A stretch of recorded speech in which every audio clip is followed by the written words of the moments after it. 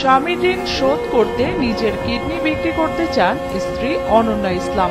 7 বছর আগে ভালোবেসে বিয়ে করা স্বামীর প্রতি এমন ভালোবাসার প্রকাশ যেন একেবারেই বিরল। আমার ওই বলছে যে দেখো এখন কি করবো, তারপরে না করে চলতে পারবো না, তো আমি একটা কিডনি বেঁচে দিই প্রয়োজনে, আমাদেরও হচ্ছে রিলেশন করে দিই। চাকরি হারিয়ে চারপাশ থেকে ঋণের চাপে যখন জর্জরিত স্বামী মুসা আহমেদ, ঠিক তখনই স্বামীকে সহায়তা করতে নিজের কিডনি বিক্রির প্রস্তাব দেন স্ত্রী অনন্যা।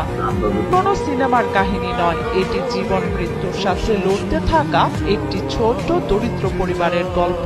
নারায়ণগঞ্জে এক গার্মেন্টসে স্টোর কিপার হিসাবে কাজ করতেন মুসা। স্ত্রী অনন্যা ইসলাম ও একমাত্র ছেলে মোরসালিন সামিকে নিয়ে ছোট্ট এক সুখের সংসার ছিল তাদের। কিন্তু ভাগ্যের নির্মম পরিহাস, হঠাৎ একদিন কোনো নোটিশ ছাড়া গার্মেন্টসটি বন্ধ হয়ে যায়। 2 মাসের বেতনও দেয়নি মালিক পক্ষ।